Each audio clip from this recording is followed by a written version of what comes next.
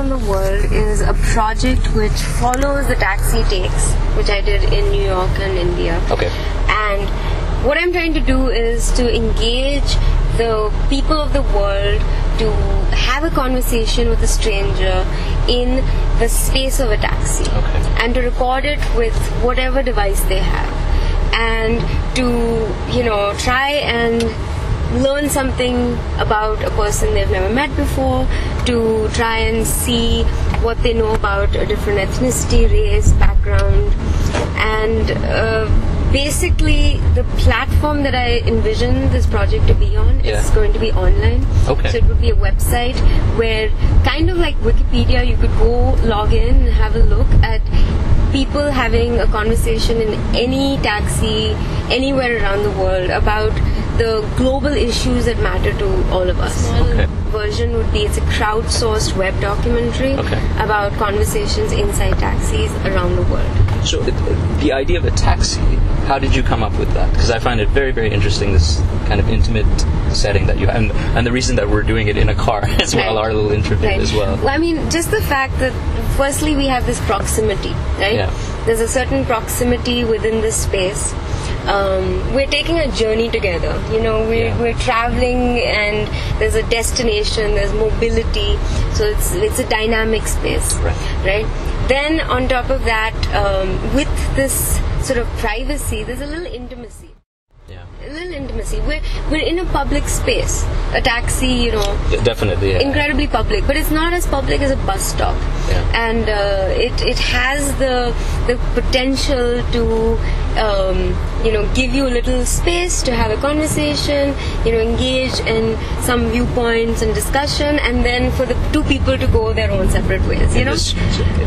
Because for me the intimacy thing is very, very interesting, and it made me. I don't know if you've seen the film Night on Earth by Jim Jarmusch. Absolutely. So for people that don't notice, the whole film is these different glimpses all over the world in taxi rides, and the feeling that I got is exactly what you're saying. Is suddenly people are opening up to this taxi driver in a way that you wouldn't expect. And Rola, who's doing the filming right now, was mentioning this idea of a bartender, where you tend to open up to people, to a bartender more than you would, as much to a close friend or a total stranger. Have you found in the footage that you've shot that this has happened, that people are very, very willing to open up as well? Absolutely. And this concept of two people basically having a conversation is unique in a taxi, because I know that if, for example, you were my taxi driver, the chances of me meeting you again, what are the odds? And so, you'll never meet the person again. You can be honest, you can say what you want, you can be spontaneous, you can let go and, be candid. And the two people may or may not ever meet again. So, there's no risk involved, and people can, I think they find that space to be very empowering in a sense. Definitely. And the project did start in New York. At that point, I myself was an immigrant, and I found that the immigrant experience of talking to the other immigrant was, it was easy. It was a nice conversation. I saw that I could talk to these drivers in Hindi and a little bit of Bangla and a little thrown in Urdu, and it was, it was nice for me because I was this foreigner in New York. Of course, New York being a very diverse space. Yes, very much so. I wasn't even trying to do what I did in Bombay and New York. So I never tried to act as the third wheel between the driver and passenger. I just started off by asking the New York City taxi drivers about their experience of driving a taxi, as an immigrant post 9/11. And of course I found some very interesting conversations related to racial discrimination, segregation, the Sikh taxi drivers who have turbans being mistaken for being Arab, Muslim. And that's very pertinent, of course, now, because there was recently the Sikh shooting at the Sikh temple, in the Gurdwara in Wisconsin, Wall Street. So that was different. And in India, in Bombay or Mumbai, I prefer Bombay. Maybe I wasn't that immigrant, one. Two, this was my country. I felt a certain comfort level. And yes, I would say that Bombay, being considered the New York of India, in some ways is much more open. The people, having gone through several terrorist attacks, bombings, in spite of that, I think are less cautious than probably the New Yorkers post 9/11. So I'm kind of throwing in a lot of things, but definitely more openness in Bombay. I literally had maybe one person who said no to me. While in New York, I could, do a survey, and probably most people would not let me drive in the front seat. Definitely very spontaneous, documentary style. In fact, I like to call it a guerrilla documentary style filmmaking, on the fly. Something which, as a trend, exists in the world today, where people have mobile technology, the access is there. Consumer equipment is such that everyone is an amateur filmmaker, kind of like the citizen journalist out there who, really has something they'd like to say, and anyways has, videos of their dogs and cats on YouTube, So it's really, the platform exists. I think the people have a need to really express themselves, blogging is a good indicator of that. So it's. What do you think is the worst or the biggest problem in Montreal nowadays? Right now we are in the middle of an election campaign, provincial election campaign, and one of the big things here is that there's increasing rise of ethno-nationalism, and that's a big issue for whom a definition of their society increasingly based on white, Catholic or Christian, francophone by maternal language origins, which is what makes it much more of an ethno-nationalist campaign than it was before and has been, which is more of a social democratic new nation concept. So that's let me get back a little bit and say that, the English treated the French terribly, terribly, and treated them like dirt. They would even say things like when people spoke in broken English, French Canadians spoke in broken English arrogance was such that they'd say, "Speak white to me," Speak white? Yes. Wow, I've never heard that. Yeah, this is how the tradition of British and English Canadians stayed behind. For example, my children, who are 28, 26, 27 years old, they grew up in French. They are fluently bilingual.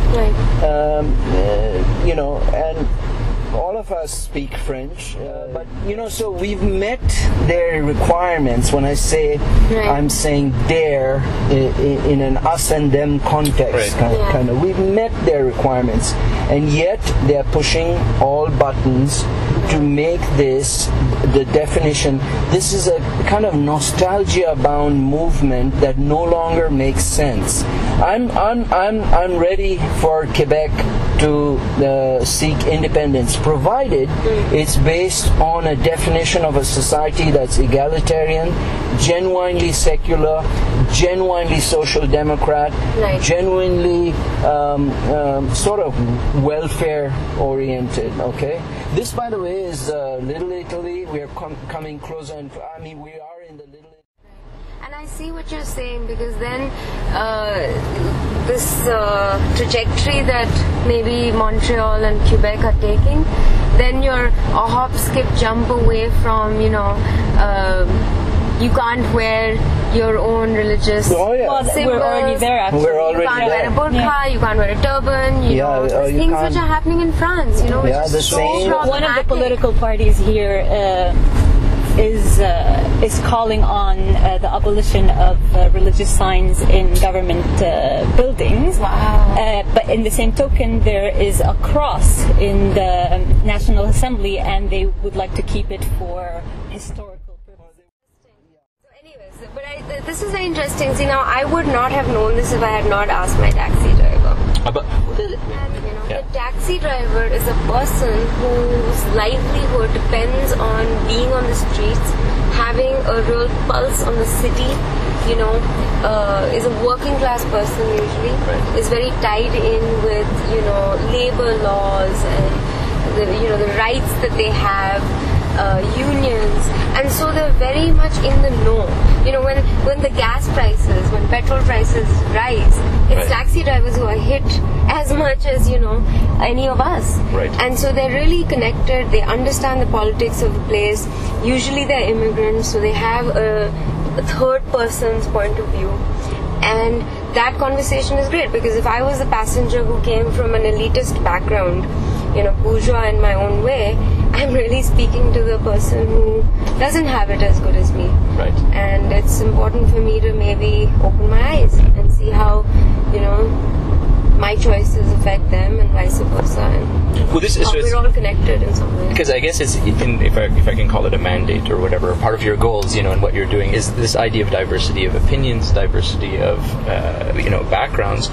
Have you, in your experiences, found points of huge conflict that have happened with, or is there something also about the taxi that's people are a bit more civil and willing, in being in a closed space, being willing to discuss points more?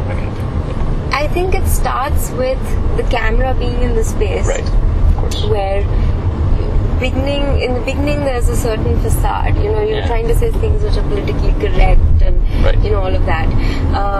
At some point, if there's a conflict of opinion, I think it really boils down to the personality of both the taxi driver and the passenger. Okay. In my case, I've been in a taxi with a Muslim taxi driver and a wealthy Indian businessman.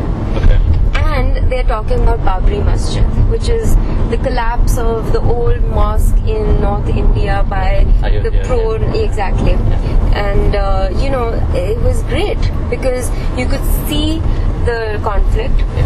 The driver was not afraid to say and speak his mind. Okay. I love that. Right. Because there's also a dynamic here where, especially in a country like India, where you've had caste system and all these dynamics and hierarchies, the driver will usually not speak to their passenger unless spoken to. Right, of course. Right.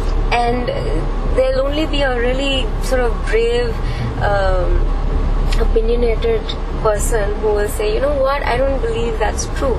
Even at the cost where the passenger might say, I'm not going to give you the fare. To hell with you. How dare you say that? How dare you disagree with me? So I think that's great, because these kind of conflicts are sometimes important to have. I mean, people need to disagree. I think that's an interesting point. Because in one of your videos, there's a beautiful moment where the passenger is having this in-depth discussion with it's the female driver, and she says, "I'd like to be in the front seat talking to you," and you as the filmmaker who are normally filming in the front seat and going back, say, "Let's switch," and you stop and do that. And for me, that was the kind of thing that I love about your project. Is these tiny transformations, Woman was the only person who asked me to do that, by the way. Okay. And she, I think, felt that by her being the passenger in the back seat, she did have that upper hand. Yeah. And she said, I remember to me in Hindi, let me sit in the front because I don't want this, I want this amne-samne. I want this equal conversation between people. The very fact that the two people, 9 out of 10 times, different educational backgrounds, different geographical spaces, immigrant versus possibly a native. Right. Religion. Yeah. Very likely. Yeah. Especially in, the bigger cities. Right. And, the diversity is just brilliant. Yeah. I mean, normally we tend to have conversations. Sorry. Yeah. There's one thing that I'm curious about. You have met so many different people, whether it's cab drivers or not, and I know, for example, the Muslim woman who was wearing the burqa, I see her as some kind of a hero. I mean, of course, it's not on a national scale or whatever, but the kind of principles that she has, or the ability to try to break barriers and stereotypes, is some kind of a heroic thing to me. Have you met some people on your taxi takes that you consider as having, heroic? I don't know if I've found that many heroes in the project, but interestingly enough, as this project is growing, I'm finding that more and more people are trying to participate and get involved. And one of the exciting features is happening in the next month, where you heard of Kashmir in India, which is the big problem state, kind of like the Jerusalem between India and Pakistan. And there's some students who will be participating in the Taxi Takes Kashmir, and they'll be getting inside taxis in Kashmir, having conversations with the locals and trying to see what is happening in this state.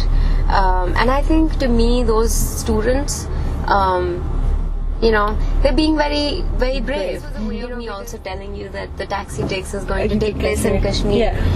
And there's a non-profit partner that we have called STEP, which is Standing Together to Enable Peace in New Delhi. So they are going to be conducting this 5-day residential workshop. There'll be students from North India, from Kashmir in the valley, and Chandigarh. And, so it's a way to spur dialogue and also for them to learn these skills in, citizen journalism, and also to have cultural tolerance, and basically diversity awareness. The Taxi Takes being a project which is one that definitely harnesses these technologies, but does it in a way similar to, the Arab Spring, where people use the tools and technologies available to them to organize, aggregate, express, break those boundaries. And it's like a perfect, I remember watching the footage of these people with their phones and hearing about what was happening with Facebook and Twitter, and really thinking, wow, this is truly a revolution happening. And so that aspect of citizen journalism, that aspect of engaging, and the tools are just the means. Officially, I haven't launched the project saying that there's a deadline. You have to get your submissions in by this date.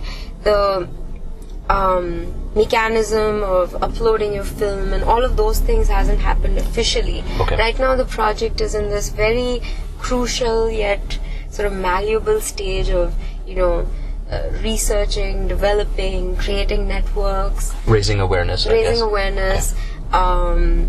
And there's some of these preliminary taxi takes taking place around the world. Right now in Montreal, soon in Kashmir. I'll be going to Albuquerque and presenting this project at IZEA 2012, which is the International Symposium on Electronic Arts in New Mexico.